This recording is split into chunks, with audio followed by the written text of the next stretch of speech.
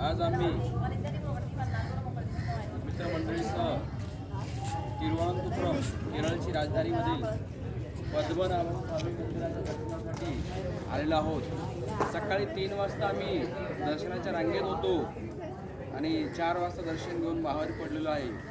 या मंदिराबद्दल आपल्याला सांगू इच्छितो की सुमारे 3000 वर्षापूर्वीचं हे मंदिर आहे आणि जगातील सर्वात श्रीमंत असं मंदिर म्हणता येईल। जवळपास 7800 किलोचं सोनं गाभाऱ्यातील एका दरवाजामध्ये आणलेलं आहे। त्यातला एक दरवाजा अजून उघडायचा बाकी आहे। हे प्रकरण सध्या न्यायप्रविष्ट असल्यामुळे ते थोडं पेंडिंग आहे, परंतु फार मोठं आणि श्रीमंत असं हे देवस्थान आहे।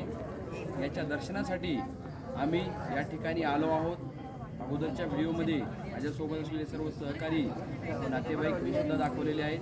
आपण सुद्धा आपल्या आयुष्यामध्ये वेळ काढून पद्मनाभम स्वामी यांचं दर्शन घेण्यासाठी यावं आणि एक अविस्मरणीय असा अनुभव घ्यावा हीच अपेक्षा। धन्यवाद।